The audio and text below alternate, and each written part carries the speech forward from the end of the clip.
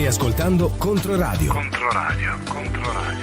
FM, DAB, streaming, social, web. Condividila con chi vuoi. Questa è Controradio.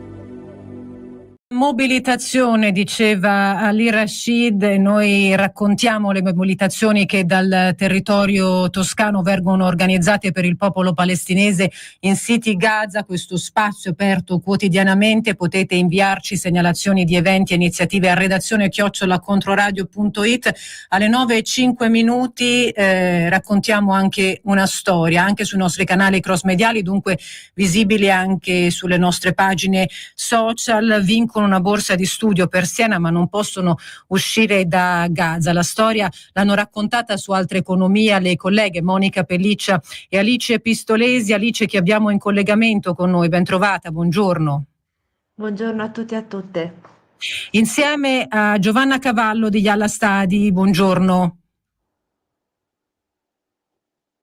Abbiamo un problema con l'audio di Giovanna Cavallo, verifichiamolo. Eccomi, buongiorno a tutti e tutte. Buongiorno, allora partiamo da Alice, la storia di Zaina Shad Maid. Cosa è successo? Borsiste presso l'Università di Siena, un'occasione preziosissima, non solo dal punto di vista formativo, ma cosa sta accadendo?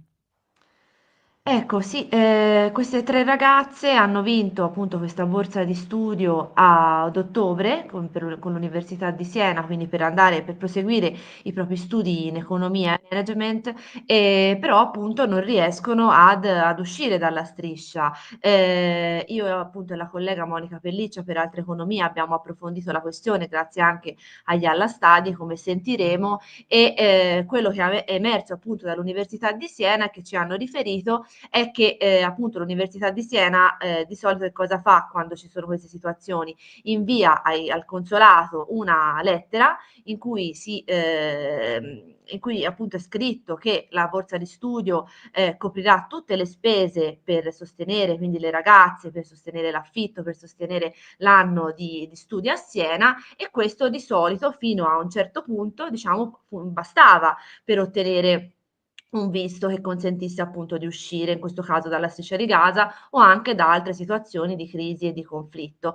Per quello che appunto ci è stato segnalato, da più di un anno, non soltanto nel caso della striscia, ma anche in altre situazioni, questo non basta più.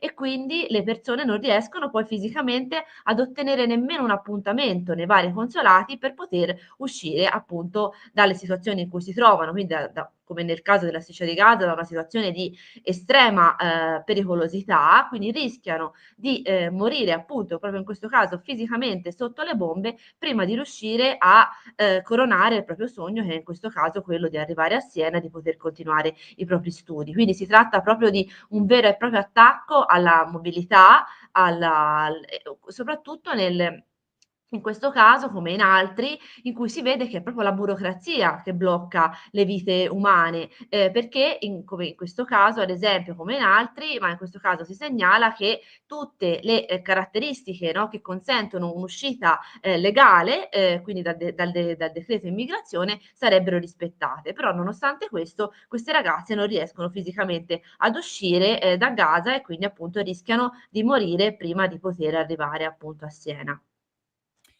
Giovanna Cavallo, che cos'è Ialla Stadi e come ha intercettato questa storia, una delle tante, troppe, che passano sotto silenzio e che hanno sì il diritto allo studio come diritto negato, ma non solo? Salve, intanto grazie per questo spazio veramente importante. Ialla Stadi è un programma del Forum per cambiare l'ordine delle cose e ha iniziato la sua attività in maniera del tutto volontaria con attivisti e attiviste italiani di origine siriana e libanese, e si occupa di monitorare gli ingressi, la mobilità internazionale per motivi di studio, specialmente dalle zone di conflitto, dove la prima vittima appunto è l'accesso all'istruzione, soprattutto in particolare per le donne.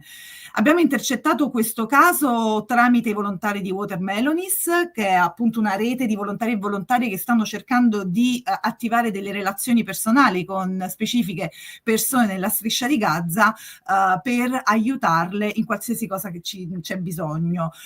Un sottogruppo di questa rete si occupa proprio della possibilità di determinare per loro un'occasione di studio all'estero, in questo caso all'Italia, vista la condizione di gravissima privazione del diritto allo studio nella striscia di Gaza, come in generale accade ovviamente in altri contesti di crisi e di conflitto.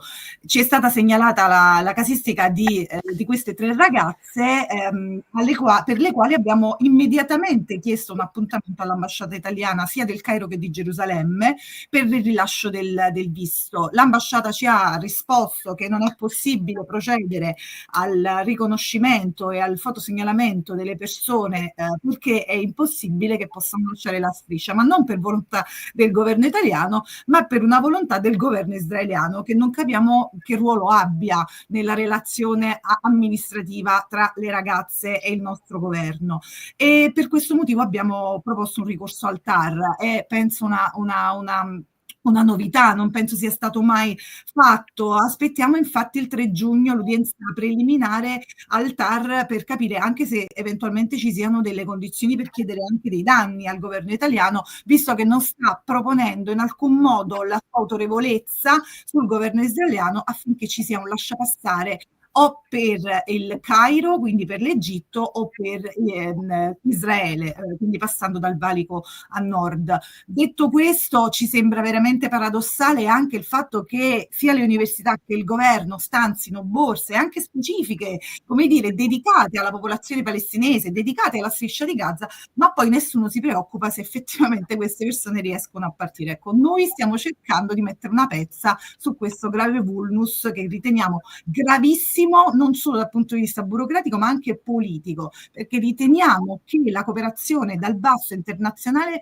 bisogna farla anche sostenendo studenti e studentesse per garantire strumenti per una resilienza importante in contesti di grave crisi, conflitti o anche aggressioni militari. Poi su questo torneremo con Cavallo. Alice Pistolesi, voi vi siete occupate anche del quadro complessivo del contesto universitario e scolastico nella striscia, un contesto drammatico, più del 90% delle strutture sono state distrutte o danneggiate. Sì, è proprio così, cioè la situazione è veramente allo stremo sotto ogni punto di vista e ovviamente anche dal punto di vista dello studio. È uscito proprio nell'aprile, quindi 2025, quindi pochi giorni fa, questo rapporto di Euromed Human Rights Monitor che proprio fa il punto su quante sono le scuole ancora in piedi. Ecco, il numero è assurdo, cioè sono state rase al suolo 560 scuole su 564 e le scuole ad oggi, le scuole e le università vengono utilizzate come quelle poche che insomma sono rimaste in piedi o che non hanno subito danni gravissimi, vengono utilizzate appunto per supporto agli sfollati. Quindi in questo rapporto vengono poi sottolineati anche quanti sono gli studenti e le studentesse che hanno perso la vita in questi tremendi anni di conflitto.